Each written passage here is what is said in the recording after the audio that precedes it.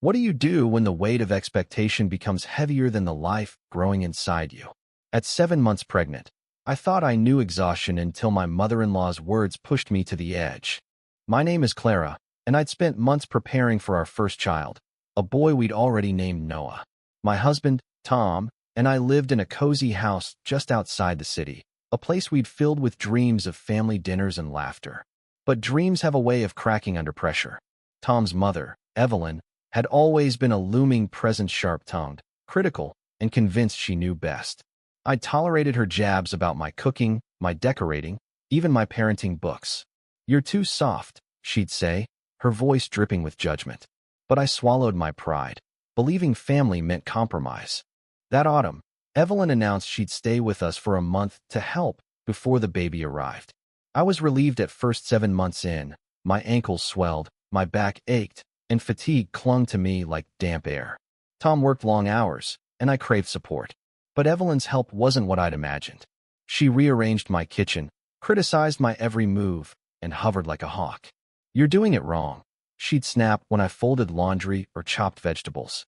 I bit my tongue, reminding myself she meant well. The breaking point came on a chilly November evening.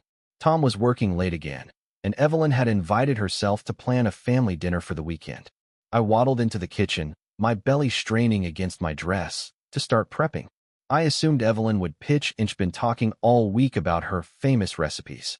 Instead, she sat at the table, sipping tea, and said, "You'll handle the cooking, Clara.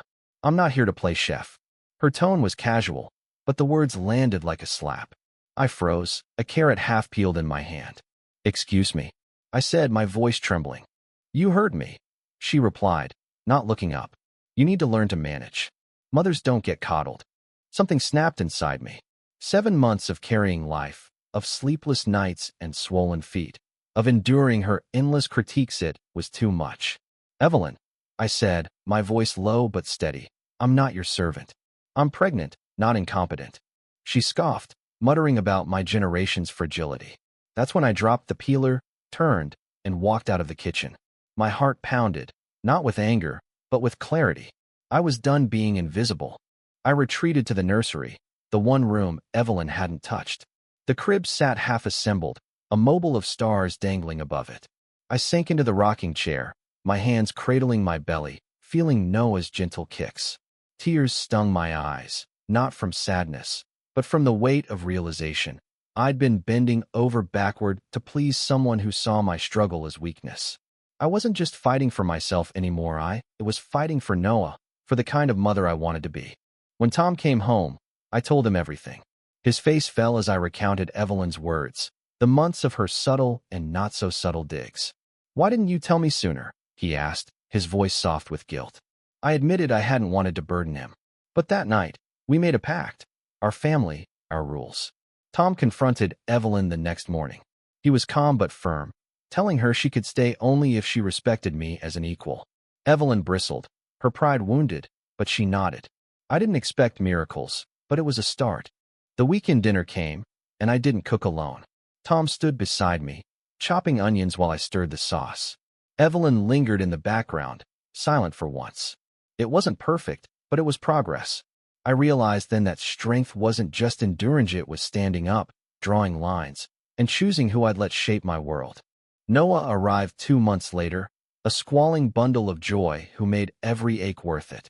Evelyn softened, holding him with a tenderness I hadn't seen before. She never apologized, but her actions spoke a quiet offer to wash dishes, a compliment on my lasagna. I learned that family isn't about perfection. It's about growth, about meeting each other halfway. Looking back, that November evening was more than a breaking point, it was a turning point. It taught me that even at my most vulnerable, I could find my voice.